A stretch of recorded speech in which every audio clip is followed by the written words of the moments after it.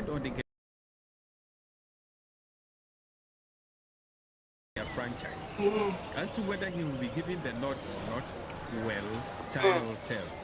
Francis Esu. Unfortunately, Mr. Kufuor lost the 1996 election, but his conduct on the inauguration day won him many admirers within the Ghanaian body politic. Mr. Kufuor did the unthinkable. He mounted the stage to congratulate his rival, Flight Lieutenant Rawlings, in the full glare of the general public at Ghana's Independence Square. Ghana television commentator Edward Fachi was pleasantly surprised. This is a very historic moment. J.A. Kufuor goes to congratulate President Rawlings, and there you see Mrs. Kufuor. President Rawlings shaking hands with Dr. Edward Mahama. And isn't this a wonderful moment? You can see Mr. J.A. Kufuor. Destiny had fully come, and Mr. Kufuor and his team campaigned vigorously around the country. Eventually, he was elected as President of Ghana by a landslide in the second round of voting. Here is Mr. Kufuor in his first sessional address to Parliament, introduced to the House by the unforgettable Peter Ala Ajete, the then Speaker of Parliament. In inviting His Excellency the President of the Republic of Ghana, the then Speaker of Parliament, Forces, to deliver his message on the state of the nation. Mr. Speaker, honorable members of Parliament, 5 weeks ago, on 7th January, year 2001, I appeared before you to swear the great oath to assume the high office of President of the Republic. Since then, I have been occupied with assembling the team which will assist me in the discharge of my mandate. With your cooperation, that task is now substantially complete.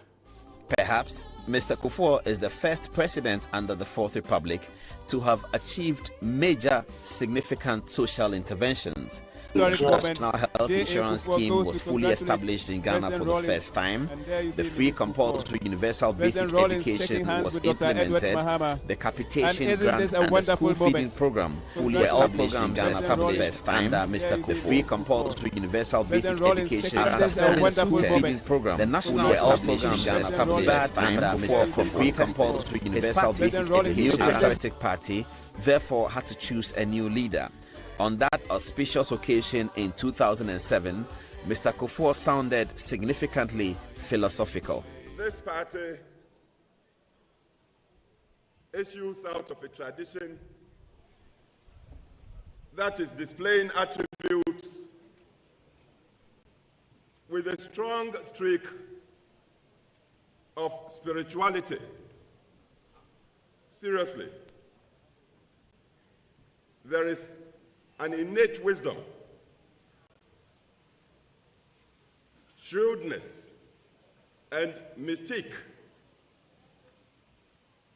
that combine to hallmark this party as no ordinary party.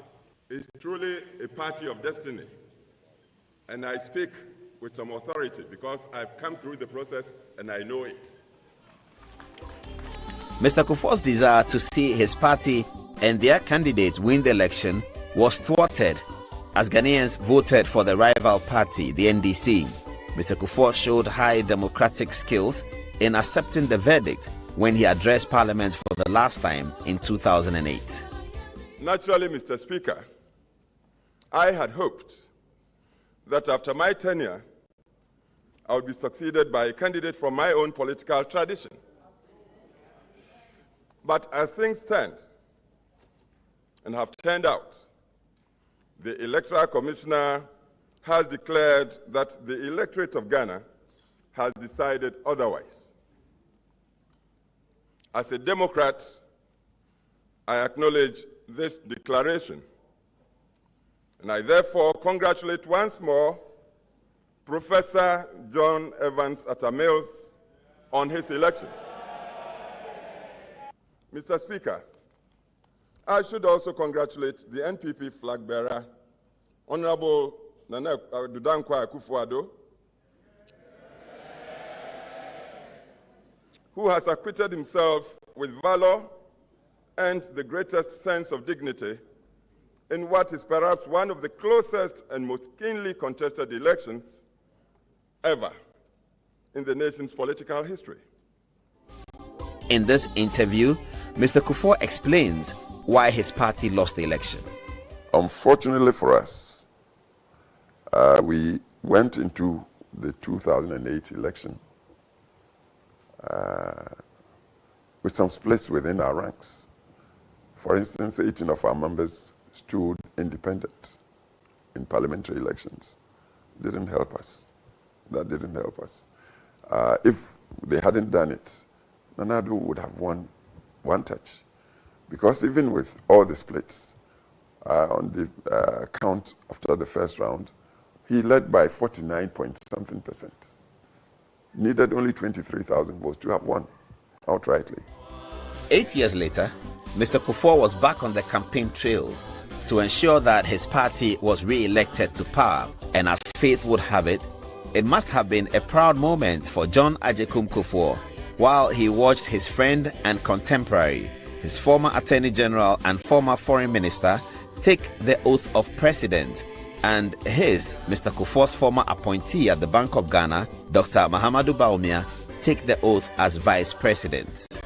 At this stage, the historians will begin to write. The only small matter of a setback to Mr. Kufuor's administration will be the gruesome murder of the Yana Yakubu Andani under Mr. Kufuor's watch as President of Ghana and Commander-in-Chief of the Ghana Armed Forces.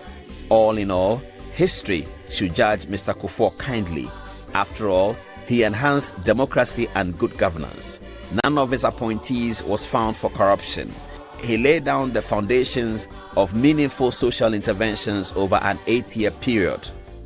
And he also set up the National Reconciliation Commission to reconcile our people towards a great future. And he accepted the narrowest of defeat even when his party did not win. This is what Mr. Kufuor said about himself in terms of legacy. My abiding principle in life has always been to leave a place better than I found it. In that regard, may we confer on John Agyekum Kufuor, the most distinguished constitutional statesman of Ghana.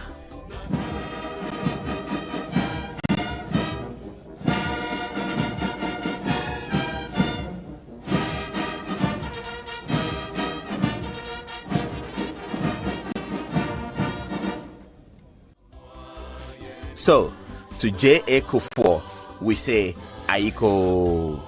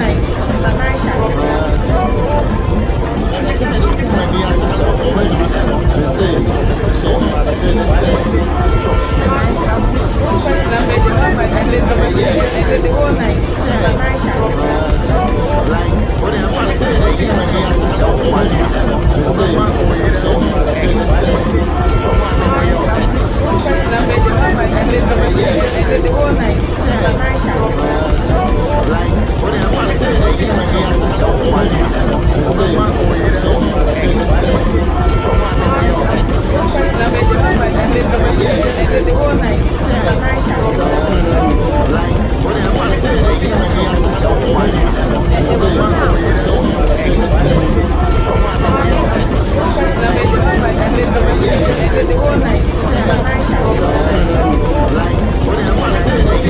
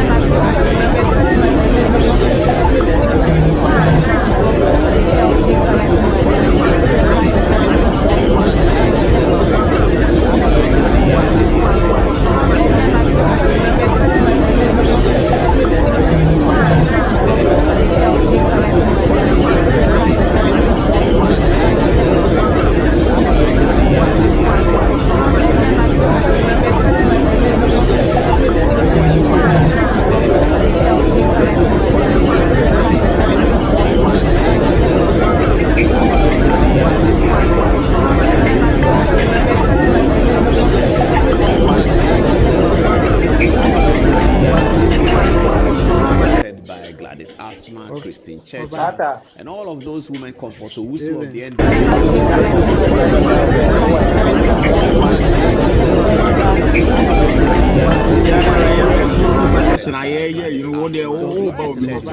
And all of those women of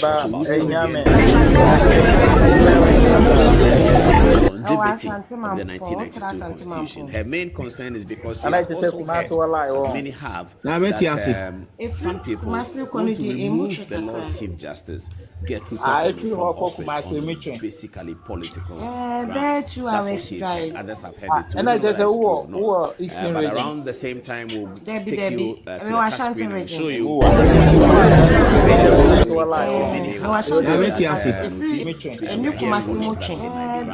At the next time, and I just around the same time, know what they're doing.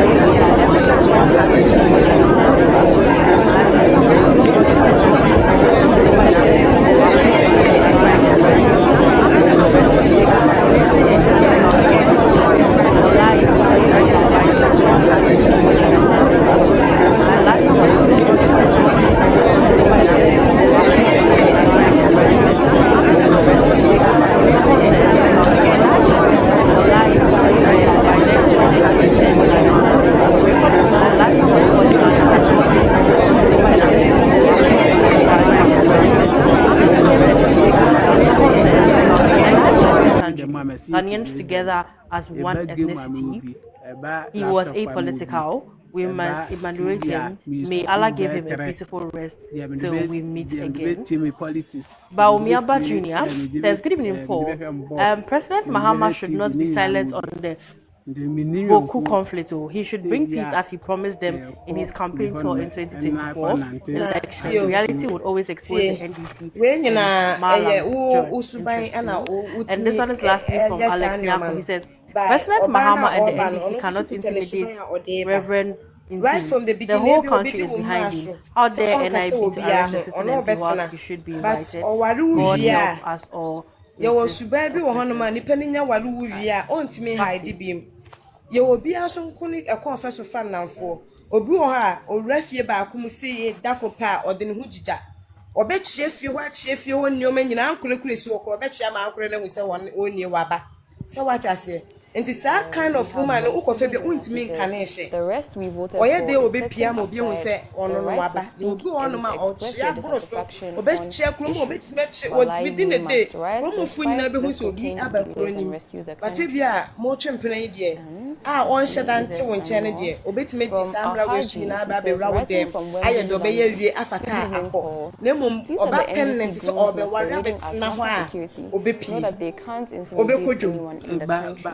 At least who wouldn't want a man? It was so on your beer or be protecting on like or a whole crumble by perform or so on your obi. No, back to a young uncle focus and now for you and now for you say, now thank you very much. I think we're getting better now. So that's what I said. Now will be a I did be to one what happened won't mean pay down hospital. It was so people say I got a very important so what I went to see I went to see the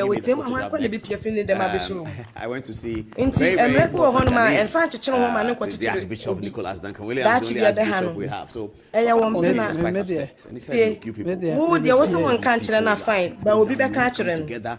To prevent so Obi catching no and the one who catching na eye has gone to IMF 18 times. Obi too and I drink try Obi media ba akwa say I am you are young, he's young, people are fighting for what? KG nko Obi so topic ni say akwasi na de buy topic ni say I'm going to call him to come. E be say other people there Obi be dey talk na wanya Obi foforo na Obi ka dey etwem no ho asem na che na say Obi na oba I met for the second time. My new friend. Or past. So we are not fighting, we are not fighting. This is an apple. He was in white. He came from the Alhaji Banda funeral, and I like to tell you, viewers and everybody who saw the show, that we have had a conversation, and it's fine. Do you want me to shift to the side of the script? We've had a conversation, and we are fine. We've understood each other. We are not fighting, we are good friends. We belong to different sides, yes, but we are still good friends. And even in the conversation, he said that you people, I said you people, I said you people, and then, but the Archbishop was in the middle, and thank God for the Archbishop. He chaired them in nice meeting. And because the Archbishop knows that I like nice food, when he finished, he brought plantain chips and hibiscus drink. But thank you very much for the plantain chips. But he said something that was important. You see, he said that in Japan, young people are meeting. Thank you very much. Constitutional arrangement. Papa is very interested in the constitutional amendment, what kind of amendments we can make. He was telling me that why is it that in UK only 1 month? They dissolve parliament 1 month for the election. I said, Papa, we talking about it forever. He said, no, but you people, that's why you should not fighting. You should be fighting. So Nana Poku came with shook hands. Put Nana Poku's photograph again. Nana Poku came with shook hands, and he down reminded me of different times that I had met him. I had met him in the United Kingdom. The last time I saw President Mahama, apparently, I think the last time I saw President Mahama, just before the campaign, I showed photographs he had Heathrow Airport. He said he was the one who took the photographs. I saw President Mahama with some people. I went to speak to him and a doctor whom I knew. And I didn't remember the rest, but he said he was one of them. And he now came to tell me things that have happened since January and what has been going on, etc., etc. At some point, he was telling me about the government thing, so he paused because he realized that maybe the things he's telling me, but we shook hands. He's a good guy. He's a nice guy, and we apologize to each other. It was a good meeting. So please, Nana Poku is cool. I'm cool with him. He's cool with me, and there's no problem. He is a hard-working staffer at the office of the boss. And so I didn't make it to the Alhaji Banda funeral, so I was in black. And viewers, sorry, those of you who are laughing at my shoes on program days. You see, because I was preparing on program days. Sometimes this is how I look. I apologize for it. When I saw the Archbishop, I said, "Papa, forgive me the way I look." He said, "But why?" I said, "I'm inside the work." He said, "It's okay. You're looking good." Yeah, and then so the Archbishop's house is an amazing place. So you should see it. He has a house in, I won't mention where it is, but it's in Accra, in a very good area, one of the best areas in Accra. And we were there and we had a good time. I also saw Prophet Joel. I've not seen Joel for a very, very long time, but I saw him today. So just to say that the Kumasi unfortunate story that I showed you has been overcome. Nana Poku and I are best of friends now, and we'll meet again. So Nana Poku, thank you very much. We'll meet again. Please put the Archbishop's photograph there. Let me ask for more of the plantain chips and the hibiscus tea. Papa, your love for this country and your love for the youth and how you want the youth to come together and help Ghana and forget about NDC, MPP. The youth must just push ahead, as you say, that we should push ahead, have ideas. He says sometimes you people, you don't even have ideas. How are we going to get the gold out of the ground, the diamond? He asked me that, are we going to sit down and go to the IMF the 19th time? I never thought about it. I never thought about that. They said, we've been to IMF 18 times. What is you, Paul, you, in your small way, what are you doing to ensure that we don't go to the IMF the 19th time? Nana Poku, what are you doing to ensure we don't go to the IMF? Why are you people fighting? Let us think about how we can resolve the problems of this country, because this country is a great country.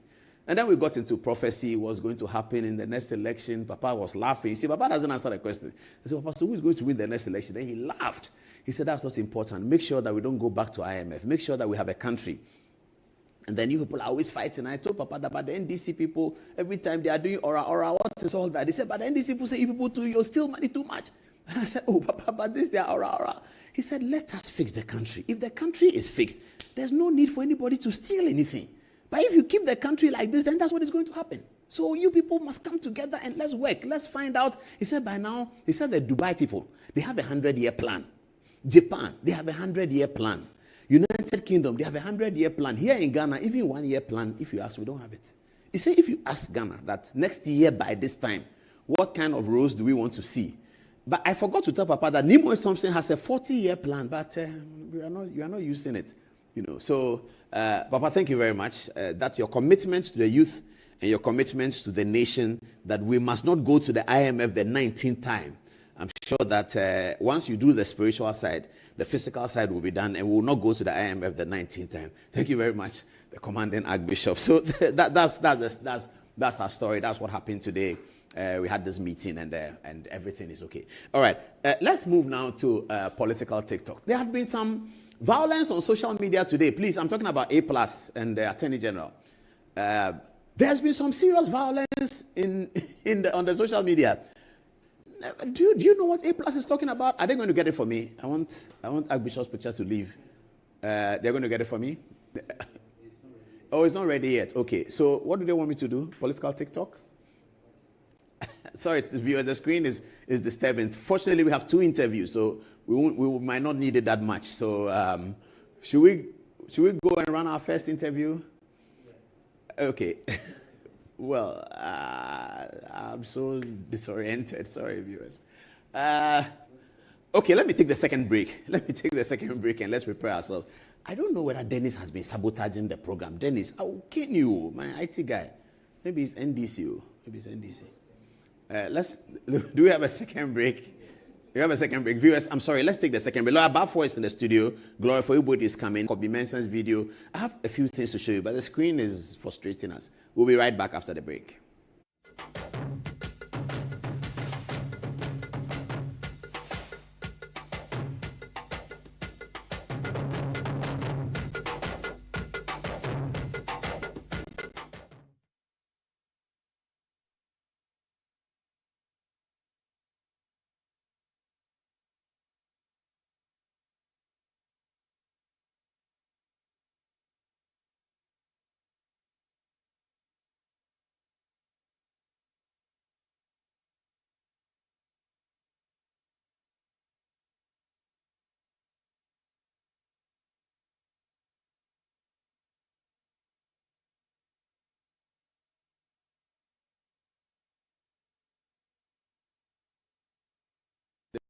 It is with a deep sense of gratitude that I stand here to present a tribute to Alhaji Asuma Banda, who died recently at a very old age. All of us young people had many encounters with Alhaji Banda, and we are excited that he allowed us into his corridor. I have a personal experience with Alhaji. When I was studying in London, whenever he came to town, he would call me, and I'll go to his place in St. John's Wood, his office in St. John's Wood, and Alhaji will be able to manufacture wache in those places. And we had a very interesting time. I'd been going to Alhaji and learning a lot from him. One of the things Alhaji would always say, in those days when I sit with him, I ask him that, Alhaji, are you rich? And that's always the question I ask him. He appeared on Good Evening Ghana once or twice, but I think Alhaji's best interview was one that he did with TV3 on hot issues. That was a very, very good interview, and I really enjoyed it. But sitting with Alhaji and you ask him, are you rich? And then he will laugh at you. And you ask you that, what is rich? And you ask him that he should tell you. So Alhaji had a definition of who is rich. And Alhaji Banda told me that who is rich is this: if you can do the thing that you want to do at the time that you want to do it, then you are rich. And it stayed with me for a long time. Many times we had that encounter. He always asked me, what did I tell you about rich? I said, if you can do the thing that you want to do at the time that you want to do it. So the first time he told me, I said, Alhaji, break it down. He said, okay, so I'm Alhaji Banda, I want a Mercedes Benz. I don't have to now be calling a bank and write a check and looking for loan. That's not rich. You want a bank, you just call the bank and then you get a loan. Alhaji Banda also revolutionized our airspace. Amtrak Air, for those of us who are old, Amtrak Air was really the go-to aircraft to go into Kumasi. Those days I used to work for Asante Kotoko. Amtrak Air was such a useful, very, very useful addition to Ghana's aviation sector. Alhaji also had Maersk Line, so he was in aviation and he was on in the port. Alhaji did such an excellent job for Ghana. I call him the emeritus entrepreneur of Ghana, Alhaji Asuma Banda. May he rest in peace. We all know Alhaji Banda for many, many things, including the fact that he was very close friends with John Agyekum Kufuor. Often, when you ask Alhaji, how old are you? He'll tell you a great story. And I'm sure that today that Alhaji has passed, some of us say he's 97, some say he's 96, some say he's 95. I'm sure the family would know. But Alhaji, in describing to you how old he was, will always use a very interesting story. He will tell you that if you want to know how old he is, this is the story. He will tell you that he used to hold John Agyekum Kufuor's hand, the president, John Agyekum Kufuor. He will tell you, I used to hold John Agyekum Kufuor's hand, and he calls him Kofi. He always calls him Kofi. He will tell you, I used to hold Kofi's hand to cross the road to go to government boys' school in Asokwa. Was it Asokwa where it was? I think so. No, it wasn't Asokwa. I think it was KJT or somewhere, Kumasi. So Alhaji will say that if I'm holding his hand to cross the road, then I must have been about 9 or 8 years older than him. So if you want to know his age, take John Kufuor's age and then add 9 or 8, and Alhaji says you'll find his age, because you really could not tell how old Alhaji was. He was strong, he was agile, he was funny, he was interesting, he was a man with great humility, and Alhaji Banda did so much, so much for Ghana. In 1996, he was the one who brought the MPP and the CPP together to form what they call the Great Alliance, which never was in those days. In 96, they were defeated by Fly Lieutenant Rawlings, but Alhaji indicated that he was prepared to spend a lot of his fortunes to set up Ghana's democracy right. In the book that we wrote, we have, I think, some lines about Alhaji Banda's commitment to the Fourth Republican democracy. He's one of the people who has really, really committed his resources to this Fourth Republican democracy up to 1997, including the year 2000. In 2000, Alhaji sacrificed almost everything to make his friend Kofi president. And I remember very well the first event that President Kufuor attended, even before his inauguration, after he had won the 28 December second round. The first event was, I think, 3rd or 4th January. It was the celebrated birthday of Alhaji's wife, Baba Banda. Baba was turning 40, and Kufuor attended as president-elect. It was a very big honor for Alhaji Banda. He was very excited on that day. Alhaji Banda is also credited for bringing in Francis Poku, who became a stalwart to John Agyekum.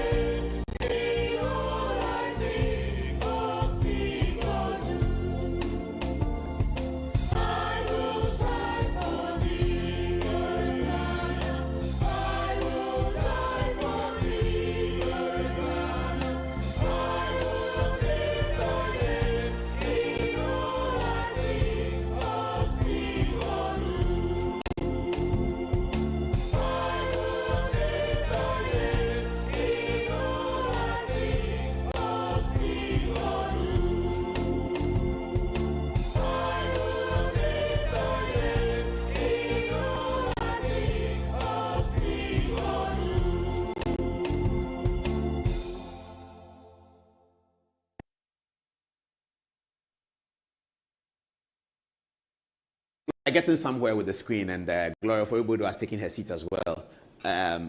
The violence on social media this afternoon was amazing.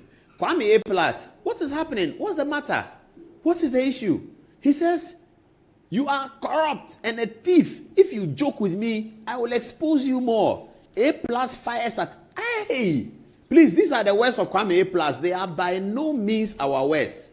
We do not know about what he's saying. But he's talking about the government lawyer, the leader of the Bar Association, the leader of the Ghana Bar Association, the Learned Attorney General, a member of the General Legal Council, a member of the Judicial Council, the most important barrister in Ghana, the Attorney General. Kwame A+, a member of parliament on the side of the Attorney General's party, says, you, the Attorney General, you are corrupt and a thief. Hey, if you joke with me, I will expose you. When I saw, everybody sent it to me. I said, hey, wait. So I was trying to reach A+. I couldn't reach him because we've been talking over the last, we've texted a few times. You know, I even invited him to come on the show. Let's talk about the 400,000 wahala. But this is what he said. Now, viewers, I don't know whether you get my confusion. A+ is on the side of the NDC. He's not MP, he's NDC. Many years ago, he played Abenbebo, Okujeto, Nipa Befa, Contract Beba, Okujeto, Nipa Befa, and all that. But that's okay. But today, he goes after the boss of Oral. Operation Recover All Loot, their boss, Dominic Ayine. I don't think any member of parliament in the history of the Fourth Republic has said such dastardly things about the Attorney General. It's never happened. For the period I've covered politics in Ghana, I have never seen. Okay, let's go to the Attorney General. So we started with Tony Forson. And forgive me, I should have made a correction. The other day, I put the former Attorney Generals on TV, and I referred to a man as called Swansea. It's actually Anthony Forson Sr., because his son called me. He's a very good brother of mine. He called me and said, oh, but you put the old man on and you said he's called Swansea. I said, yeah, I beg. And I have not been able to correct it. Just okay to me. I'm very happy I've remembered. So that photograph I showed today, our touch screen is not reliable, so I can't go back to it. But I'm sure in subsequent programs I'll go back to it. The photograph was Anthony Forson. So that was Anthony Forson. Then there was Obeda Samoa, of course, for the long time. Then there was Nana Akufo-Addo. Then there was Papa Usman Koma. Or was it Ayikwe Otu? No, Papa Usman Koma. Then there was Ayikwe Otu. Then there was Joe Gate. Then there was Betty Mold Idrisu. Then there was my lecturer, Benjamin Kumbo. Then there was Martin Amidu. Then there was Marietta Brew. And then Gloria Ekufu, Godfrey Dame, and Dominic Ayine. No Attorney General, it's never happened, has had a member of parliament use these words about him. You are corrupt and a thief. Hey, Kwame A+, are you sure that against the most important barrister in Ghana, you can prove these things in a proper forum, not in a conversation forum like Metro TV? We are not under oath at Metro TV. On Good Evening Ghana, nobody is under oath. But Kwame A+, if you get into a proper forum, will you be able to prove these things? But A+ seems very confident. He seems very, very, very confident. He says the Attorney General is corrupt and he's a thief. And that if he jokes with him, he will expose him. But the thing I don't like about these people on social media is a threat. If you do, I'll say, if the man has done something wrong, and there's something wrong he's done is against the Republic, it's against democracy, let's say it. They always threaten. Okay, maybe A+ wants a call. He wants to get a call and then they will settle it. I'm guessing so. Maybe there's a call somewhere. Attorney General, if you call A+ and settle it, it means you have something to hide, though. Attorney General, if you don't allow the bout to happen, the WBC bout, if you don't allow it to happen, and you make a phone call or you get some people to make a phone call to Ofa Kwame, and Ofa Kwame doesn't continue, we will know that a phone call has been done. And it will make people worry because there are some people who trust you, Attorney General. They think that you are clean and they think that A+ will clear off. And they are celebrating you tonight in spite of this. So if they hear that you have made a call and something, but A+ to the West are too strong. Corrupt and a thief. A thief, pa. The Attorney General is a thief. The boss of Oral, Operation Recover All Loot. I saw a social media post from an NDC lady that said that Operation Recover All Loot has now become Operation Recover and Keep. And I said, what is going on here? So I sent it on NDC people that, hey, there's a problem in your place. So your lady, one of your loudest ladies on social media says that Operation Recover All Loot has become Operation Recover and Keep. Are they recovering and keeping it? Then we should go and catch them, the people who are recovering and keeping it. Because if you recover, you send it to Bank of Ghana. Or you send it to Ghana Revenue Authority. But if you recover and you keep, 3 months into John Mahama's administration, and our 100-day documentary is being prepared. Today, the guys reminded me that we have 7 days for the 100-day documentary, boss. Are you ready? I said, Charlie, the pressure. Anyway, we'll get it done. We'll get it done. So, viewers, I'm sharing this with you so that you can also share it with other people and let us together see whether we can get to the bottom of the matter. Because the learned Attorney General has been accused of corruption. We don't have much time. Let me just take Gloria Faribodu's conversation. And Auntie Gloria, I had introduced you as the founder of civil society in Ghana. And I've never had the opportunity to say this to you, but it's amazing to see you still around. The work that you and Oye did to encourage women into politics, it was amazing. And I had the privilege of being a reporter, following you around everywhere and doing your press conferences. From Joy, right? Those days I was at Joy, yes. I remember when you guys picked the forms to run district assembly elections, just to encourage women to do it. You guys did a fantastic job. I don't remember what your role at FIDA was at the time, but I think you had... I was the executive director. Yes, you were the executive director of FIDA, yes. And yes. That's the umbrella that you had used to move on this thing. And you were very much appreciated by the Gladys Asmes, Christine Checha, Comfort Owusu, and all of those people. Yes. You did such a fantastic job. Supportive of me. But in this country, we don't often remember these things. I mean, those people like you and Oye were those who made women want to participate in public life at the beginning, because we had just come from the coup, and all the women were not interested in this public life thing. But you moved on and encouraged the young people, and then today you have young people in parliament. Yes. I mean, we couldn't have thought about in 96 that we have a 30-something-year-old woman in parliament. Today we have them, and I think it's credit to you. You've done a fantastic and amazing job. So when I heard that you were worried about something, I was worried too, that when people like Gloria Faribodu are worried, because I'm sure you sat back knowing that the work has been achieved, it's going on. Young people, young women are participating. But when I heard on Asase Radio that Gloria is talking about something she's worried about, I said, no. That's why I called you, and thank you for coming. So you are worried about the Chief Justice processes. But the Constitution guarantees it, says that where you want to, the Constitution knew that maybe one day we might want to remove a Chief Justice. So it puts it there. What's the problem with that, Auntie Gloria? Well, don't forget that we have the Constitution in law and in practice. We are a constitutional democracy, right? We are just 30-something years old. The presidential system of government that we are looking at, which is the United States system, has never removed the Chief Justice. And I mean never. Do they have those provisions? Never. The provisions are there in theory, okay? But in practice, they have never, okay? When you go to their constitution, yes, a Chief Justice of the U.S. can be removed through an impeachment process. First, impeachment by the House, by a simple majority vote, and then a trial in the Senate. The only time they tried to use it, only one Supreme Court Justice, Samuel Chase, in 1804. Even then, he was acquitted during trial by the Senate. So, in a matter of constitutional democracy, there are some offices that are untouchable. That's all I'm saying. And one of those offices is the judiciary, and particularly the head of the judiciary, the Chief Justice.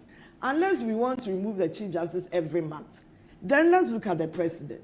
Even with the president, the Constitution provides for the removal of the president.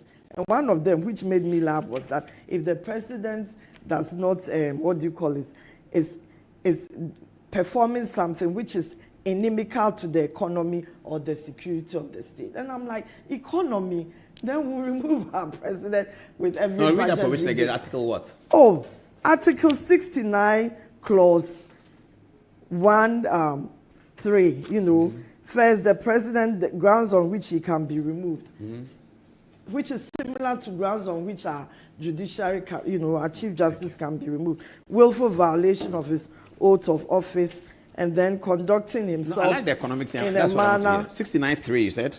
No, 69(1), Article 69(1), Article 69, Clause 1. Okay, I got it. 2. 69(1). Okay, 1 it says B2. B2. Uh-huh. Okay, so let's say it says the president shall be removed from office if he is found in accordance with the provisions of this article A to have acted in willful violation of the oath of allegiance and the presidential oath set out in the second schedule 2, or in willful violation of any provision of this or of this constitution. Yeah, you're right. We can get it. Or to have conducted himself in a manner. To have conducted himself in a manner which brings or is likely to bring the high office of president into disrepute, ridicule or contempt. Oh, we can get plenty. Or prejudicial or inimical to the economy or the security of the state. Inimical to the economy. Somebody can say that the president passed e-levy. It's inimical to the economy, so we should go ahead. I mean, so at the end of the day, it's so ridiculous. It's never done. And when we look at C, it says, incapable of performing the functions of his office by reason of infirmity or body, okay, of body or mind. Look at, we had a situation where President John Evans Atta Mills, may his soul rest in peace, one of my best lecturers, was, incapacitated, health-wise. Yes, but we never did that. We never dreamt of removing. We didn't even start it. No, I think you're right. It's a constitutional democracy. In the US, look at even the Democrats. Justice Rehnquist, the Chief Justice, got to the point where he could not even walk. When he's sitting, he slumps his chair back and then nobody knows whether he's asleep. But nobody removed him. How about President Biden, who said finally that he himself will not contest elections? There were so many times, like number of times that he was believed to have fainted or and that's clear. Something. Fainting in public is obvious that you are not strong. But for the sake of constitutional democracy, which we believe in for purposes of our development, our future, and sustainability of our youth, their development, we don't mess with our democracy. We don't mess so with what our do we democracy. do with the Chief Justice who is doing something wrong? Doing something wrong? Yes, or has done something wrong. Doing something wrong? Yes. Who is the one to tell us who is doing something wrong? But there are provisions in the law. Yes, there are provisions. Article 146. There are provisions also under Article 69 for the of president, the economy. Yes. So you're saying that when somebody becomes president and somebody becomes Chief Justice, we can sympathize with the president because he's directly elected by the people. But a Chief Justice is appointed, and you say that somebody will ask you, is he above the law? The role of the Chief Justice and the role of the president are sacrosanct to our constitutional democracy. Does it include the vice president? That is why they have similar provisions. When you look at the Speaker of Parliament, when you look at the MPs, it talks of how they will vacate their offices. It's silent on removal because there are processes on how a speaker can vacate his office or how an MP shall vacate his seat. But if you realize with the removal, there's only the position of the president akin to the position of the Chief Justice. So my question is, those who drafted the Constitution knew exactly why there are provisions for the removal of the president, which is the grounds. The grounds are similar to that of the, Chief Justice.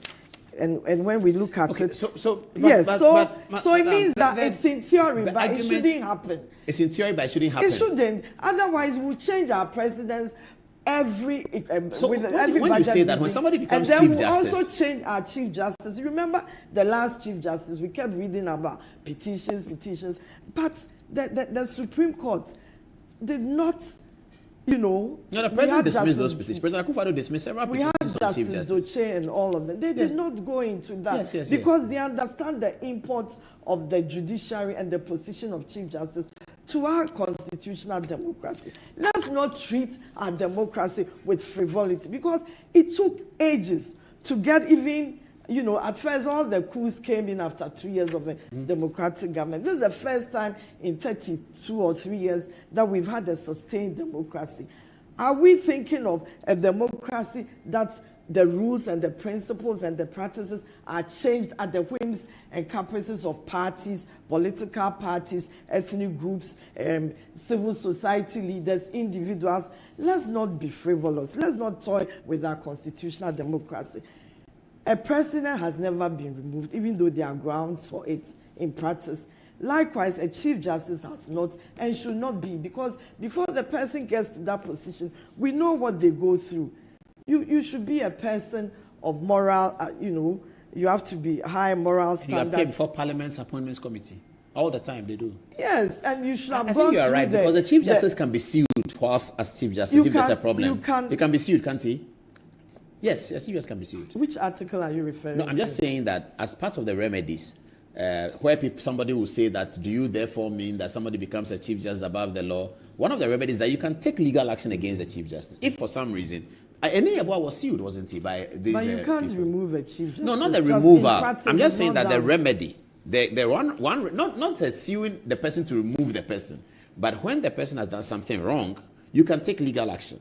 Whatever can be done that will not threaten our constitutional democracy, we should do it. In practice is in order. But not when we are just nurturing our democracy and then we are listening to everybody and jumping and running around looking to remove our Chief Justice or our president. It doesn't work that way. We know why. Are you worried because you heard something? Heard what? I've not heard anything. We've all heard about so many petitions, but I think they should be, I think 1 or 2 petitions or something, but I think that they should be treated with the disdain and the contempt that they so, Are you saying that because I don't see why. There have been petitions against the Chief Justice, but we didn't hear you speak. There was a petition against Justice Tokonu. In the last days of Akufo, there was a petition against Justice Cotton. But there was one against Justice Sophia. Yes. Yeah, there have always been something. But you didn't complain about those like you're doing now. Oh, I think I didn't complain about it because it was treated with the disdain and contempt that it should be treated. And you are suspecting this one might not be treated with the disdain and contempt? This one, I'm in the studio because you find that something which is of, public interest. The public interest, and I'm here to inform the public, just as you also owe a responsibility to the public, that we should, as usual, look at our constitutional democracy. And then anything that threatens the removal of a president or the removal of the Chief Justice should not be, even condoned or even. So are you advising the Council of States in free advice that they should dismiss the application? They should not find the prima facie if the time comes for them to do that. They shouldn't. Or are you expecting the Supreme Court to grant the injunction? What is your expectation? The Council of States is also provided for under the Constitution, yes. Right? Mm-hmm. And they are also supposed to uphold the constitutional democracy of our baby, our baby democracy. So I'll humbly, advise the President, the Council of States, the Supreme Court justices, all those who are, in theory, expected to be involved with the removal of the CJ, to look at our Constitution that in practice it's never been done. America, which we are emulating, has never done it. And we can't also do that unless we want our presidents and especially the two key institutions which the Constitution has provided for with similar grounds for removal, unless we want to look at them as something that we can just brush aside. The president, when you look at the removal of president, the president transcends partisanship. The Chief Justice and the judicial are transcending partisanship. It's only Parliament and the Speaker, the legislature, where they talk of vacation of seats. And we know seats are usually partisan. Vacation of seats. And the Speaker can either be, appointed from members of Parliament or those who are qualified to be members of Parliament. That's where the partisanship comes in. And so they don't even have provisions on removal. But when it comes to the Chief Justice, who is the fourth, most important, yeah. The fourth person in our constitutional democracy, and then you come to the President, who is the first person. It transcends party lines. it transcends. There's nothing about vacation of seats. The president has his term, and the Chief Justice has his or her term. So is it because the Chief Justice is a woman that you are more concerned about, which will still be legitimate, but is it because of that?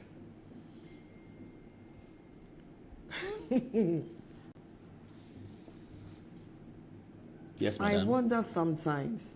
I really wonder, because I remember the last time I was on Asasi Radio, where I made my submissions.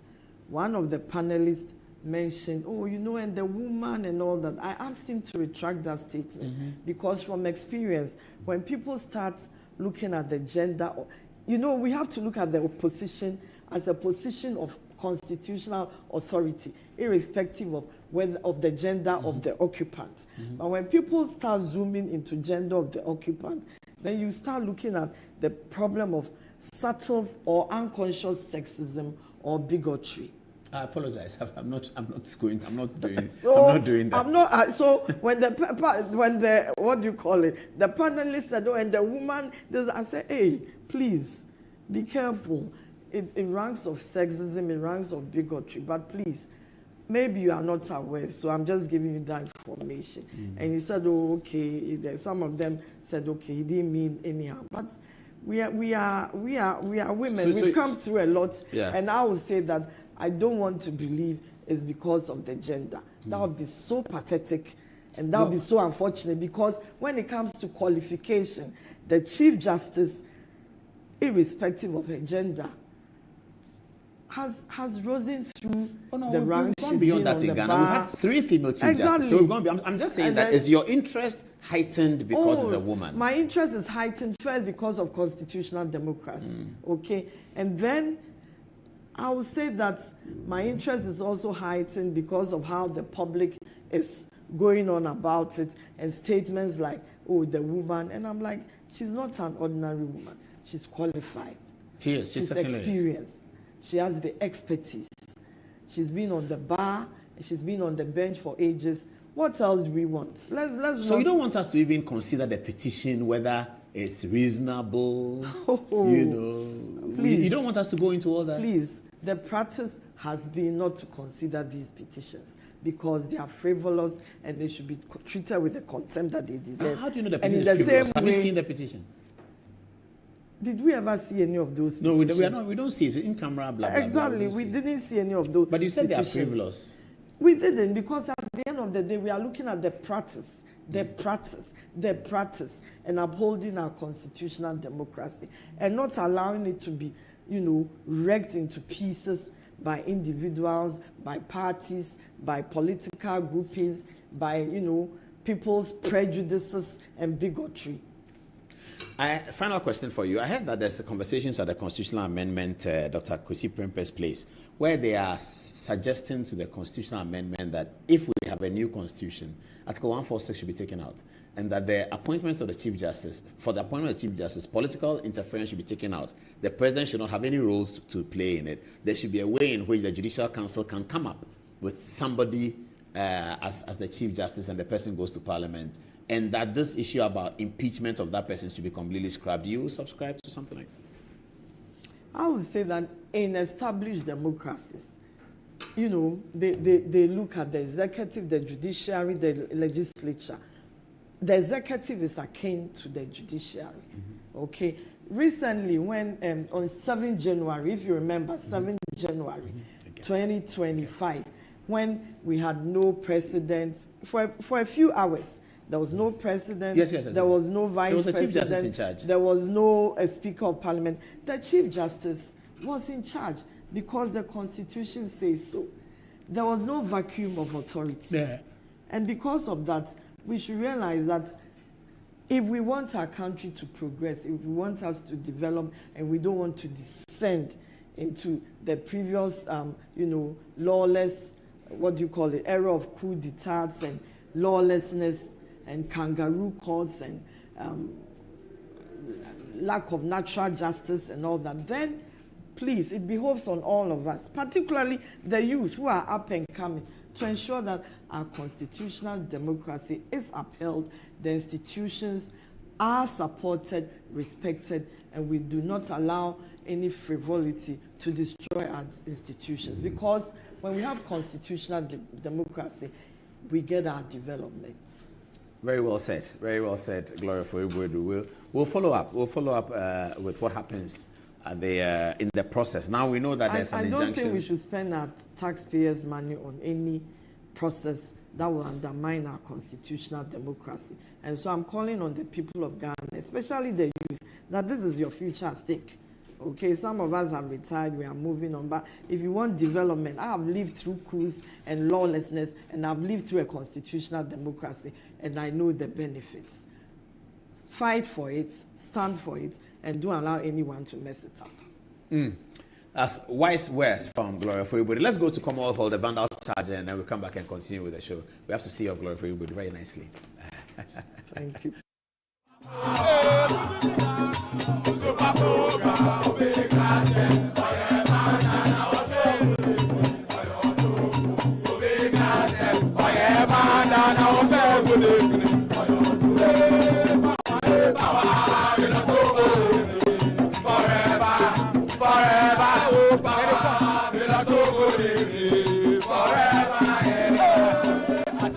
Now you be Oga.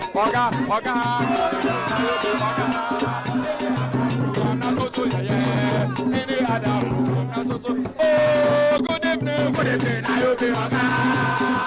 Good evening. Now you be Oga. Any other program, now you be Oga.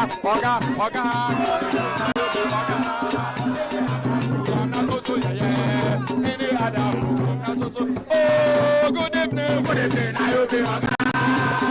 Good evening. Now you be Oga. Any other program, any other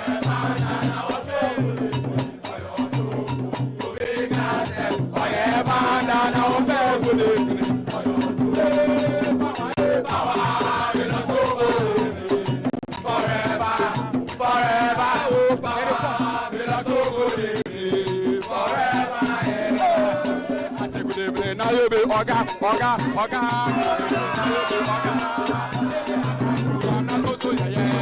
Any other program, oh, good evening. Now you be Oga. Good evening. Now you be Oga. Any other program, any other program.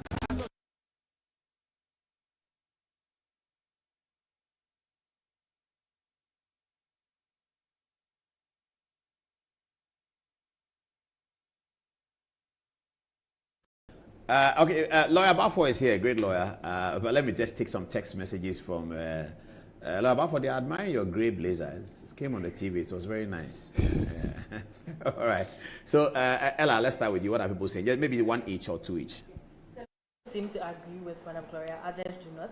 This one is from Augustine. He says, Madam, please organize a peaceful demonstration and we will join you.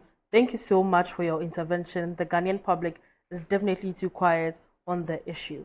And lastly, from Samuel, he said, yesterday I heard some excerpts from the 3 petitions put forward to expand the leadership Chief Justice. And I asked my colleagues who I shared the program with, who are the composers of the Presidential Advisory Team. Such an infertile petition to remove such a respectable officer is laughable. Are we serious in the nation building? At the caliber of the president and some political experience that he has acquired, does not permit him to entertain such frivolous execution. It will hang up to hurt his prosperity if he accomplishes this disdainful request from those proponents. Paul, Madam Gloria is the true daughter of Achim Asafo, South future member of Parliament. Advertise for her, please. All right, yes, so that is from Samuel. Right, what do you have for us? Yes, so Bennett Dancer says, isn't it shocking that a political persecution riding on the back of frivolous petitions by anonymous petitioners seeking to remove the feared female CJ of our apex courts, and all the women in the country are quiet. This petition is politically motivated, and all the women must rise up and protest the CJ's removal. And he adds a hashtag, say no to dictatorship. Now, Belkin seems to disagree with our guest. He says the arguments seem to lack legal and intellectual depth because grounded petitions against the CJ cannot be swept under the carpet. Moses Echampon is in agreement. He says, a good point by your guest. The petition is becoming one too many, hence the need to entrench the process. We must protect our democracy at all times. Now, Fred Mason Yako says the plan to remove the Chief Justice was a plan by the NDC in opposition. The removal is a plan for the NDC to appoint a new Chief Justice that would empanel the NDC biased judges to allow John Mahama contest for a third term in office. Another plot is to remove the electoral commissioners, and one of the way is to remove the Chief Justice so they can run with all the evil agenda they have. What do you have for us? From Anthony Mensah, he says all these things that they are doing is just to cover their manifesto of 24 hours economy. From Reverend Elisha, he says, good evening, Paul. Yesterday was Madame Guerre's birthday, wishing her God's blessing. And lastly, from Mike, he says, let's all come together to fight this galamsey since it's causing more harm than good. Haji says, please, Mr. Paul, activate your text lines available on your screen. Okay, over to you, Paul. All right, thank you. But let's get straight to the point, Lawyer Balfour. Yesterday, what happened? How was your day yesterday before you found yourself among policemen? You know, yesterday I was in chambers. You know, Parliament is on recess. So yesterday I was in chambers around 1 o'clock, sitting behind my desk working, when Reverend Intim Fojo reached out to me that this is what is happening. So what did he say? He said that he had security men armed to the teeth who are taking siege of his house. And so, you know, I should come over. I also reached out to leadership. Apparently, he had also reached out to leadership of the Minority Caucus. There was subsequent publication on our WhatsApp platforms. And so, you know, I quickly stepped out of my office and then, you know, headed to his place. When I got there, in fact, I was one of the first people to have gotten there from the Minority Caucus. But when I got there, the general secretary of our party was also there. And I was shocked to see over 20 men, security personnel in the house, coming for Reverend Intim Fojo. And, you know, at that point, this is the image that played out in my mind. I looked at the size of Reverend Intim Fojo. I compared him to myself, my build, my height. And I wondered, why would you want to come for this man? You know, his size, not huge, not tall, not big, right? With the greatest of respect, allow me to use the word smallish. With 20 security men. Maybe they are worried he has a gun. That is speculated. Yeah, I'm just explaining why they could come with that many men. But Paul, this is a member of parliament. This is the ranking member for security and for interior and defense. So he's your shadow interior minister? Yes. This is a third-term parliamentarian. This is a former deputy minister of state. How do you want to approach him this way? How? The point you're making is that he has such a stake that he's not running away anywhere. So you want something from him, you can get how it. How can he be a threat? Yes, in any event, the press conference he organized, he did so in his capacity as the ranking member for the minority. What was the charge? What is the allegation? What was the concern? They said they wanted him for interrogation. About what?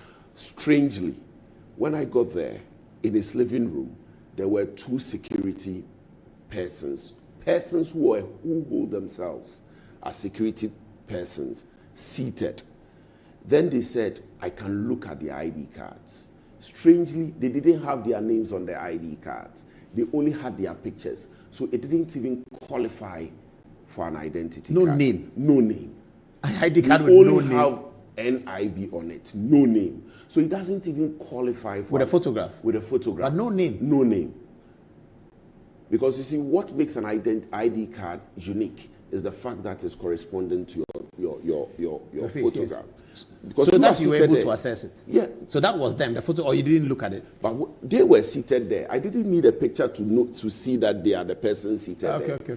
It is the name that will correspond to them for me to know who they are. Did you tell them there's no name on the card? I told them. They said what? They said that is how they operate. You know. They don't want to be targeted or something? But if you don't want to be targeted, then you should find a better way of doing your job. You can use the police and so on and so forth to do it, because the police are statutorily built, to deal with the public. But up till now, you still don't know the concern. Are they chasing him for stealing, fraud? Let me tell you one funny thing that even occurred there. They didn't even have a warrant. And so we asked for a warrant. And one of them said, the face of a senior officer constitutes a warrant. Did he know you were speaking to a lawyer? At the time he made that statement, I wasn't the only lawyer there. My senior and distinguished lawyer, Tachia, was there. Did he know he was speaking to lawyers? And we laughed. He said his face constitutes a warrant. And they said... these things can be frightening, though. Is this democracy thing? They were operating under instructions, and that they should... they've been instructed to bring him for interrogation in respect of comments that he's been making on air. But question is this, Paul. The minority cannot all speak simultaneously. They would definitely elect somebody to speak on their behalf. And in this instance, somebody of ranking status, right, of a specialized or select committee. Are you saying that anytime a member of the minority caucus speaks and you are not comfortable with it, you are going to arrest the person? Is that what we are saying? More importantly, following the press conference, the president's reaction was that, he was interested in the matter, in a nutshell, he was interested in the matter, and that he was instructing the security agencies to cooperate with them. That was his post. Yeah, that's why he first post. I don't know whether we have that post, though, but we were working on it today. That was the president's first post, yes. The follow-up question is that, was the arrest yesterday, or was the intended arrest yesterday, right, what the president meant by instructions to have him cooperate? He was speaking for the minority. So then why didn't they arrest the whole of the minority? No, but the president said he was going to investigate. That's the first thing he said. Then later, Felix Kwachu Fosu, the government communication minister. Okay, that must be the president's document. What does it say? Let me just read it. It says, my attention has been drawn to allegations made at a press conference by an honorable member of parliament, Reverend Ntim Fojo, regarding 2 suspicious flights arriving at the Kotoka International Airport. Now, the president used the term 2 suspicious flights without putting inverted commas in there, so he kind of agrees with it. Arriving at the Kotoka International Airport, suspected to be involved in drug trafficking and money laundering. Government takes all allegations seriously, and to ensure a thorough and transparent investigation, I have directed all relevant investigative agencies, including the Narcotics Control Board, the Police CID, and the National Investigations Bureau, the NIB, the National Security Coordinator, to immediately and fully collaborate with the Honorable Member of Parliament so he provides all necessary information to investigate the allegations and take all action necessary to expose any drug dealing. We will maintain zero tolerance for using Ghana as a transit or final destination for drugs or drug trafficking. The NIB made a high-profile bust of drugs last week with a street value of 350 million. So this is what the president said. Commendable. So what changed? Nobody knows what changed.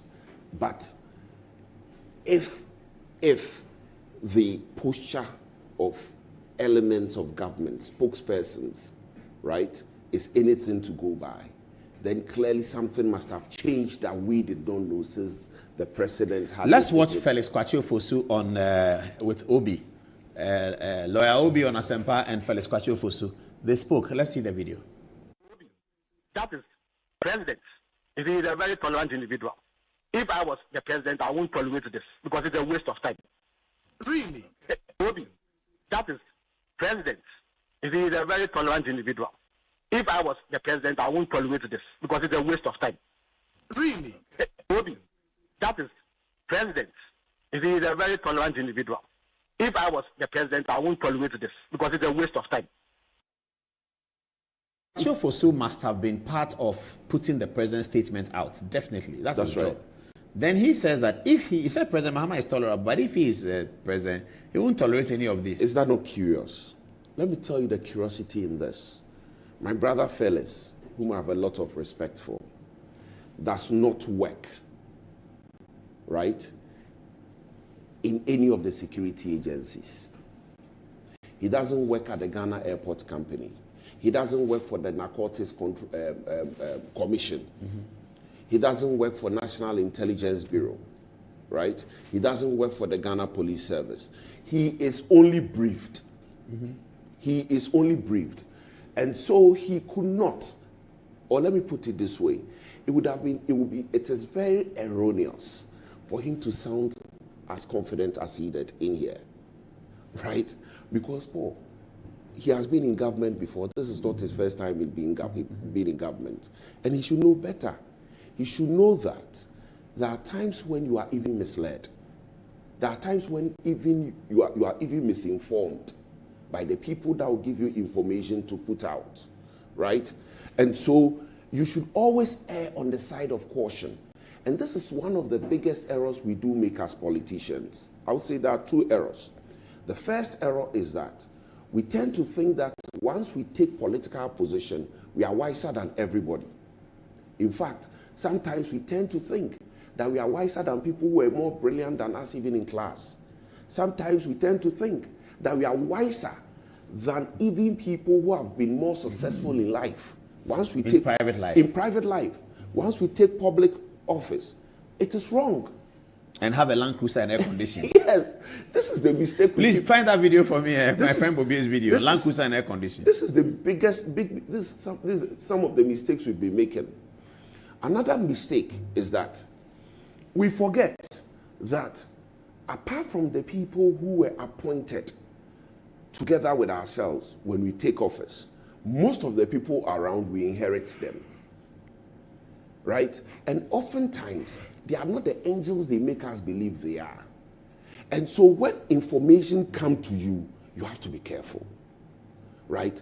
And more importantly, this information, this press conference by the minority was had at the time when there had been two major drug busts in this country. As the president himself referred to. As the president himself referred to. $350 million. $150 million. Put together how much? $500 million. $500 million. $500 million. More than what we're asking IMF to give us. And so, you are not a security person. You are only a spokesperson sitting at the Flagstaff inspection information that you receive. You might not know. As they say in Chi, somebody may be Obi did go about the same. You understand? And so you have to be careful. Right? And that is why I find his posture unfortunate in the interview with Asempa. Right? Because Reverend Ntim Fodjo, speaking for the minority, what have we got to gain? Already, if you look at the press statement, he commended the security forces, the security agencies. He commended them for the work they have done and the transparency, right, with which they have treated all these incidents. Because in his words, right, they made known some of the arrests that they have, made. So if somebody is doing this, right, can you say he's being mischievous? He's raising valid points. Oh, look, let's ask ourselves, the persons who were involved in the 2 cocaine arrests, Where are they? You haven't said. They have not told us. Nobody has briefed us. Right? When Mr. Dubois was being taken to court, we saw him in handcuffs, didn't we? Yes, we did. The Attorney General said to us that he wanted to be as transparent as possible. Yes. Is that not the case? He says so. That's an interesting one. We have not been told anything after. I think I saw somebody write on Facebook that, hey, what happened to the 350? We have not been told anything. Hey, is there something going on? I don't know. But Paul, what I know from my work and knowledge in terms of intelligence, Paul, hardly will any drug baron allow drugs of that magnitude, right, to be detained. Hardly. You know that. But if he's arrested, the drug will be detained. And that is why we are asking questions. But where is the cocaine? Yes, because we know how these people operate. Paul, if a drug baron, right, feels outsmarted by a partner, he comes after the partner, true or false? True, they kill you straight. They kill you They straight. shoot you down. If a drug baron feels that you are intruding into his area of trade, they come after you. What are you suggesting? I am saying that we need more information on this, given our knowledge of the operation of drug barons. Where was the drug busted? It was busted, the $351 million, it was busted on its way from Cape Coast, from the information, to Accra. The drug was in Cape Coast? Was being transported from Cape Coast to Accra. But didn't it leave Accra to Cape Coast? No, we don't know where it was coming from. And they arrested the vehicle? What we know is where it was arrested. It's a vehicle? It's a vehicle. What type of vehicle? Let me check and give you the details. So somebody was driving the car? Somebody was driving the car. It had a driver and a mate, right? It was covered with sand. The police, the National Intelligence Bureau, right, removed the sand, went underneath, and then they found it. They found it. We are saying that, right? So where is the driver of the car? The national security will have to brief us. Nobody is briefing us. But it's been too long. It's been too long, since March. And then Reverend Ntim Fordjour is saying that the transparency with which you did the arrest and the disclosure of it, right, do the same with these suspicious aircraft that have come to Ghana. My brother, he didn't accuse government. He didn't blame the president. He said the security agency should give us briefing. Felix, does he work for the security agency? He's the spokesperson for the president. NACOC is an independent statutory authority. Felix doesn't speak for it. Right? Felix doesn't speak for National Intelligence Bureau. Right? Questions are being asked, answers are being demanded from the security agencies. But Felix went on to show the profile of those aircrafts and said that these 4 aircrafts came to do, he explained why they were in Ghana and that they have left. Except, of course, we found out that one of the aircrafts has left. Yeah. Subsequently, Reverend Ntim Fordjour produced evidence of inconsistencies. He did, yeah. Right, on your show. Yes, he did. That in itself, prima facie, right? But since then, government hasn't said anything. Since then, right, what government has, right, is what it's been putting out. However, when you look at what Reverend Ntim Fordjour put out, it raises serious questions to be answered. We are saying that, look, nobody is blaming government. Nobody has blamed the president. Nobody has blamed Felix. Nobody is blaming. We are asking for questions. If you answers, if you have them, produce them. We move on. Our job is to provide oversight. Is that not the case? If we are to be a watchdog. To be a watchdog. So when we ask these questions, then they arrest you. And you are arresting us. Paul, and let me put it on record on your show. This is what the Minority Caucus is going through. What? Every now and then, when a member of the minority starts being vociferous, then the person is invited by the National Investigative Bureau. We've not put National Intelligence Bureau. It's going on? It's going on. So when you do one press conference? It is going on. So the other members of parliament they look for something, right, and invite you. Let me tell you, the NSS matter. National Service. Yes. They were invited to the NIB. And you know what they asked them? In November, was Lawyer Bafo why your lawyer? Oh. Have you been lawyer for national service before? I've been acting for some of them. I've acted for some of them at a particular time. So they're asking the individual, or they're asking whether you're a lawyer for the NSS? The individual.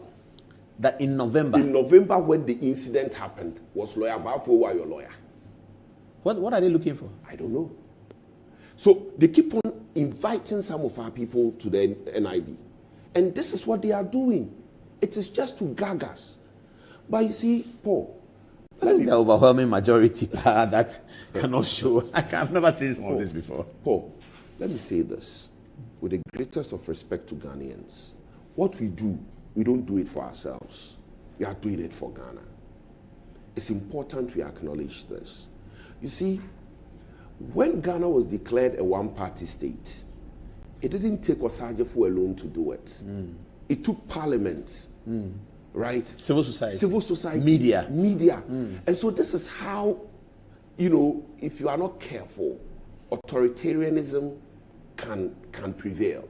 But how have you looked at the media focus on this one? It's been very brutal on... Look, I cringed. That he should provide evidence. I cringed. That he should be arrested. I cringed on Saturday. That what he's saying is baseless.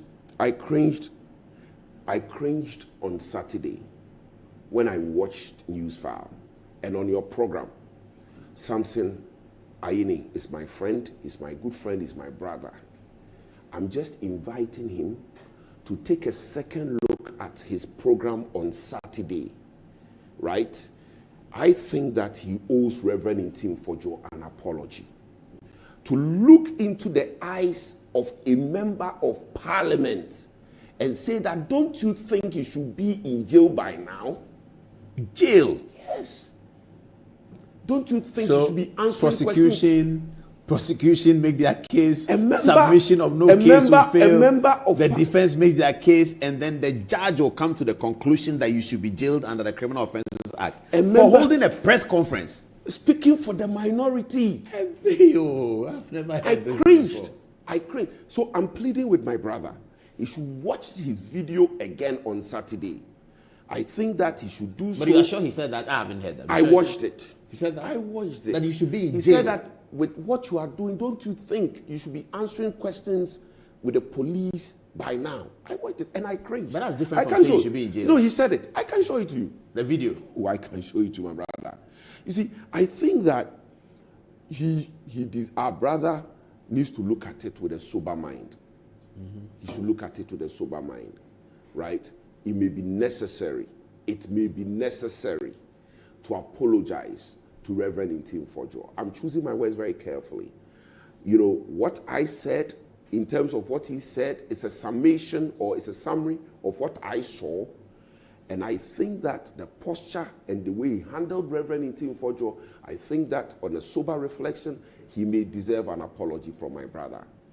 I also watched the morning show of CTFM. And one of the journalists there calling Reverend Ntim Fojo irresponsible. Yeah. I cringed. Irresponsible. Yes. You see, are you saying that we shouldn't do our work as parliamentarians anymore? Simply because Ghanaians hate us so much that they voted overwhelmingly against us. Paul, is that what you are saying? We represent 41% of Ghanaians in terms of the valid vote cast. If you add those who didn't vote, you are probably 51. Paul, you let's put them aside. Let's say they didn't even want to vote for us. That's why they didn't vote. Because the right to vote, right, inherent in it is also the right not to vote. Not to vote, yeah. Right? And so they have those who voted, right? Let's go and look at the area where we all represent. You may even find out that we are even representing about 50% of Ghanaians, even though... In terms of numbers, in terms of numbers. Yeah, that's true. But your constituencies are larger. Yes, our constituencies are larger. So we may even represent 50% of Ghanaians. That's a very interesting argument. I never thought about that before. And so we are speaking for about 50%. Because you have constituencies that is 200,000, 100,000. Exactly. Big ones. Big constituencies. And Ashanti and Eastern. Exactly. Very respectfully. And so I think that let's look at the people we also represent. Are we saying that we don't intend building an inclusive government anymore, such that when government is in power and it has overwhelming majority, we should now keep quiet and watch the government govern? And then after 4 years, you come and say Parliament failed to do its work. Is that where we want to go to get to as a nation? Let's see the Joy FM video on the matter that you're talking about, the famous news file program of last Saturday, where our brother Samson was, I think he was a bit angry about some questions that the way Reverend Tim Ford was answering some of the questions. Do you think he went overboard? You have the video. Have a look at the video. Let's see. You don't have suspicions anymore because you said it was suspicion, and you have been shown that it is not cocaine, it is not money. Now, the credibility of that video and information is in doubt. And I say so because if NIB, if Narcotics Control Commission, if Ghana Airports Company, if Police CID, Ghana Armed Forces, these relevant agencies had put out information, the credibility is high and there will be no inaccuracies and there would have been no crimes. That's all we asked for. We simply asked for facts. And when the armed forces brought their facts. Reverend, you are saying that if it was NACOB or the other institutions that told you, that told you or showed you this footage, then you would want to believe. The presidency has shown, you would have been okay with it. You would have believed it because okay. So my question again to you is that, my question again to you is that because you have a suspicion. You have a suspicion. You have now been shown contrary evidence. You disbelieve that contrary evidence. So where is the alternative evidence?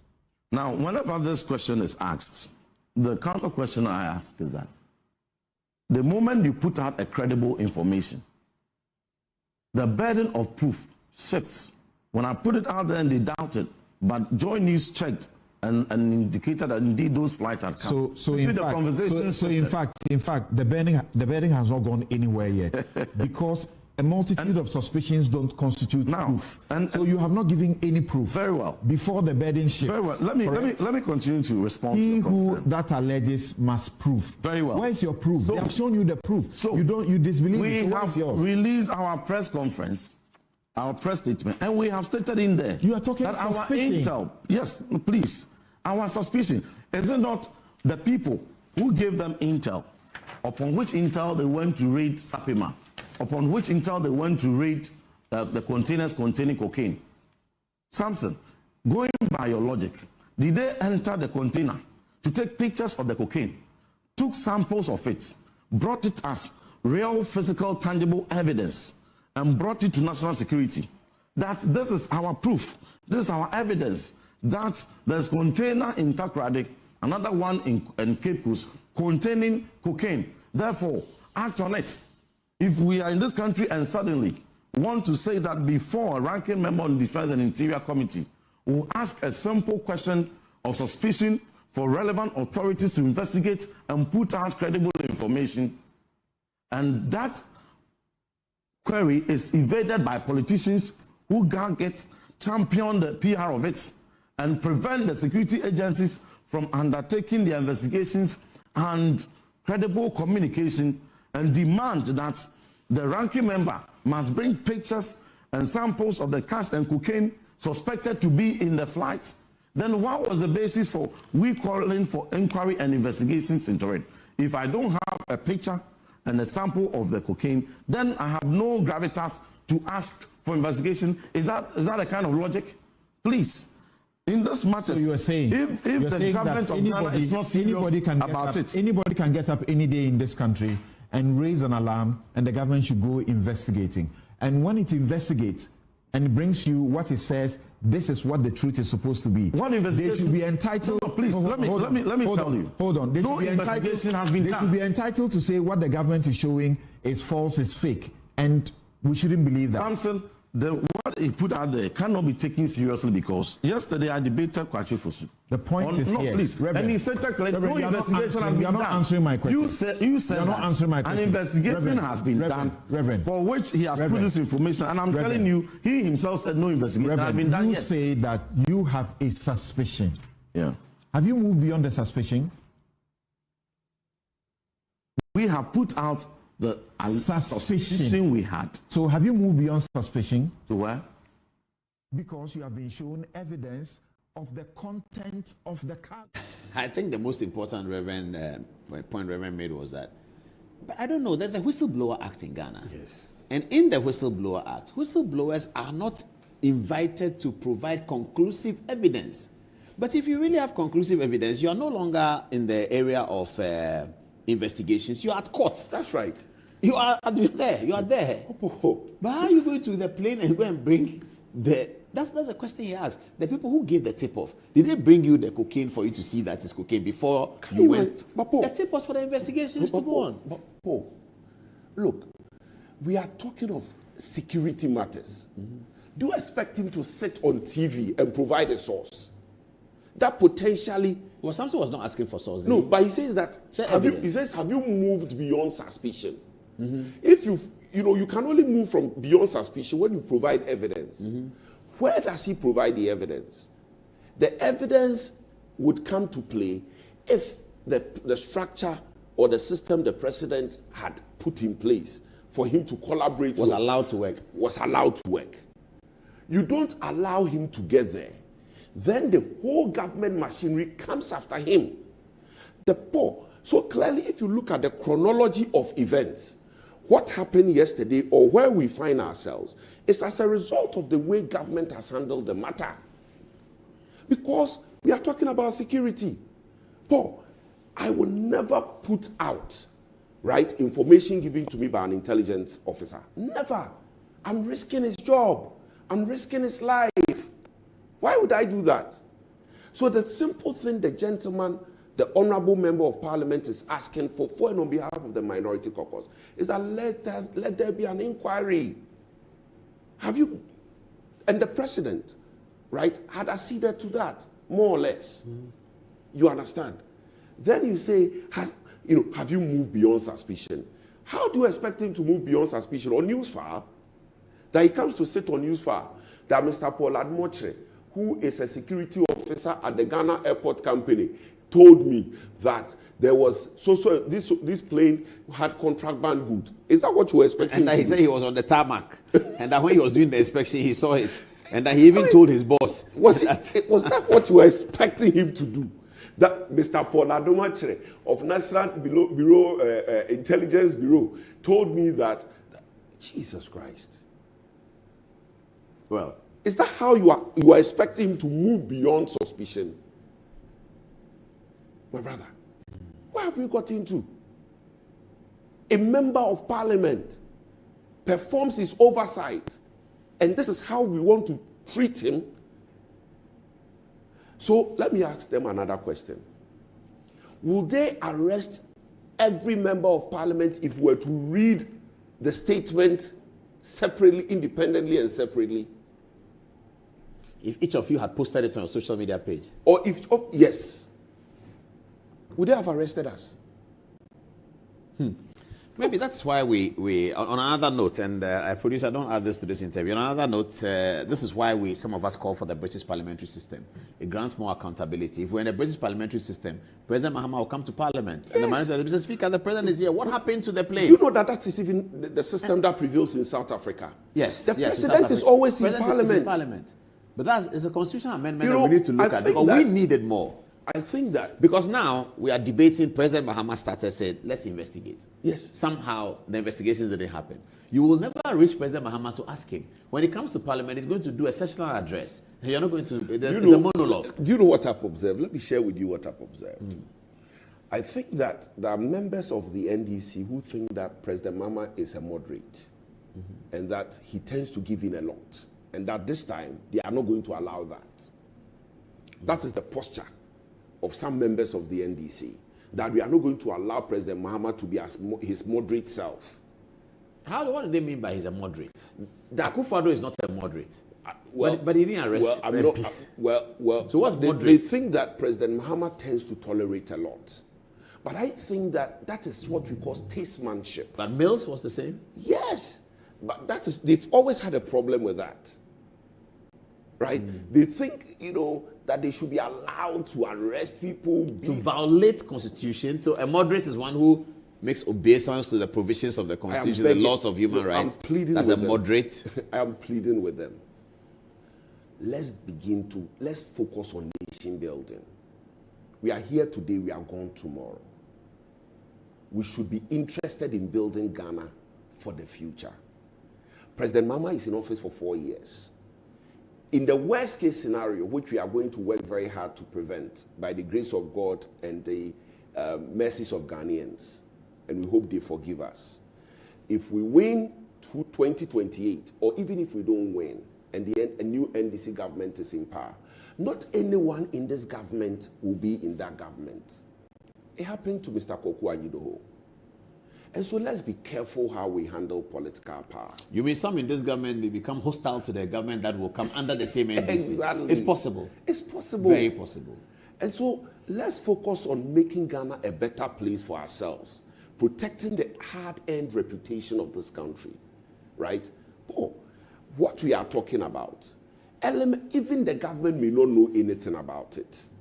If it is true. It could be some bad people who can influence the system. Yeah. Yes. Yeah, they can. And unfortunately, we, the politicians, we end up protecting them.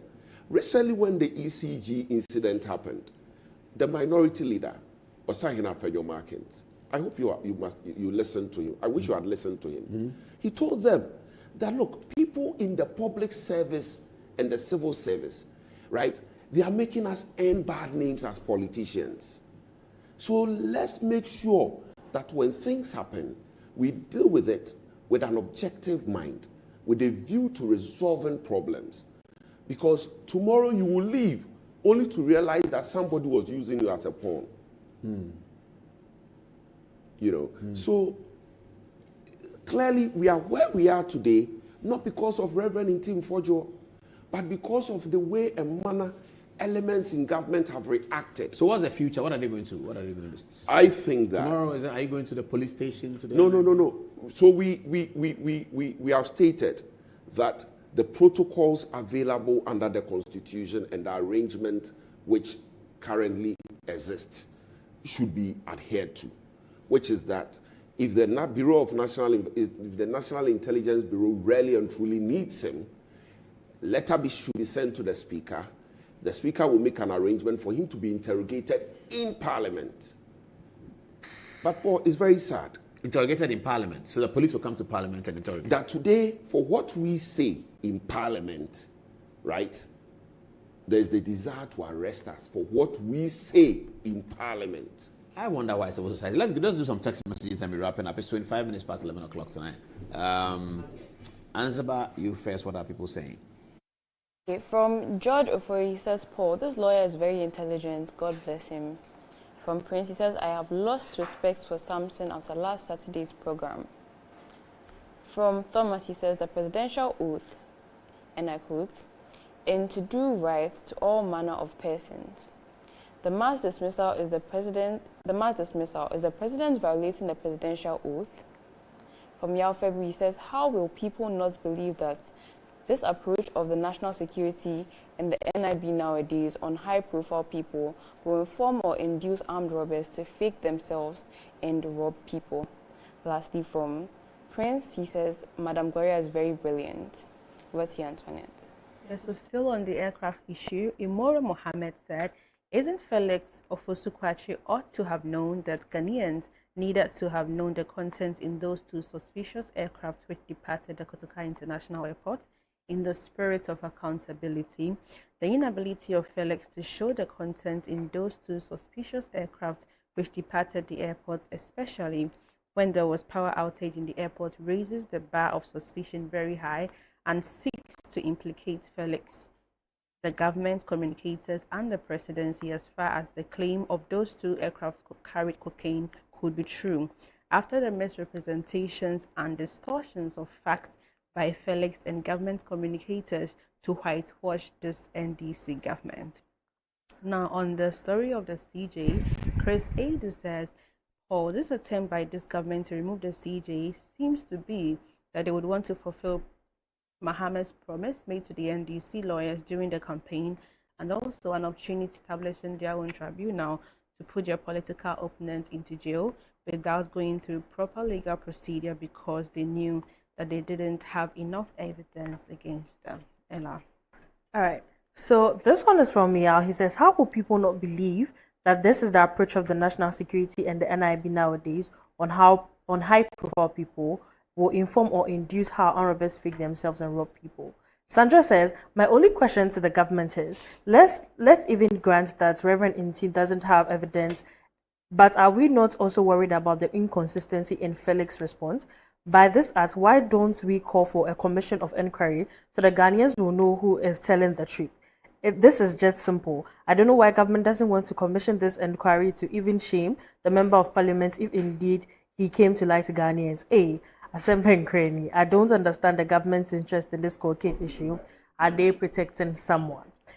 Prince says, Madam Gloria is very brilliant. Charles says, that is what journalism in Ghana has come to, sadly. Can't even ask sensible questions without being attacked and requesting for evidence from someone who is from the minority and the whistleblower. Chris says, Paul, this attempt by the government to remove the CJ is to fulfill his promise Mahama made to the NDC lawyers during the campaign. And lastly, from Raymond, he says, Dear Brother Paul, excellent presentation by the eloquent Gloria about the unethical removal of the Chief Justice. However, the NDC government has made it clear time and time again that they want to remove the CJ in order to get rid of the Electoral Commissioner of Ghana. This will also give them the opportunity to carry out the so-called oral process. No amount of public outcry will stop this plan. God bless you and your team for this education. All right, back to you, Paul. Okay. Let's be wrapping up now. About for your last words, you were talking about MV Benjamin. So this is the tape. Samson said, let me correct it, that if I sat here or any other Ghanaian sits here and makes these allegations, by now he will be in jail. That's better. You understand? But I don't think it is even proper. It's still not great, but it's different from the first one. Yes. First one was very brutal. If he said it. He said if he did that, or any other person did that, that person could be in jail. That's right. So he was talking about the privileges of parliament. Yes. But people have raised that issue anyway. Yeah, but Paul, we are saying that, look, you are dealing with a member of parliament. He has raised issues. Answers must be given, right? The answers that must be given, right? Paul, how does jail come in? How does arrest come in? Well, but there's in the NCA law, there's a rumor causing fear and panic isn't there, and that can warrant an arrest. Paul, this is not causing fear and panic. It depends on how you look at it. Where is the fear and panic in this? Paul, President Kufuor, MV Benjamin, yes, a private conversation by people having a conversation with a police officer, right? President Kufuor didn't say that this is going to embarrass my government. He set up an inquiry. Yes, he did. You understand? But it did embarrass the government, but he did. He did. And he was doing the right thing. But I'm saying yes. Because you see, sometimes if you are not careful, people may do things, right, which you may defend as a politician. We become pawns for public servants and civil servants, unknowingly, only to realize subsequently when you have left power that, well, we're being used. You understand? And so when these matters come up, let us look at them with circumspection. It is a security matter. Is it not? Have you thought about this? That why is it that immediately after the press conference, for instance, the Director General or Chief Executive of Ghana Civil Aviation was sacked, was removed from office? Well, you are trying to put a correlation I'm saying together. that, no, I'm asking questions. Is it a case that answers are being sought? You understand? So let's be careful. When these matters come up, let's not insult people. Let's not embarrass them. Let's not intimidate them. Because sooner than later, people may be cowed into not talking about matters of national interest. And when that happens, it is Ghana that will suffer, right? And so let's be careful. Okay, we'll leave it here, viewers. Long days. Manchester United won. Oh, they drew 2-2. Sorry, when I was coming into the studio, it was 2-1. So my daughter just sent me a text that it ended up in a draw. But that was a great performance from Arsenal last Wednesday. Now, man, Declan Rice was super The Arsenal. But they won't win the league. Good night. Have a great weekend.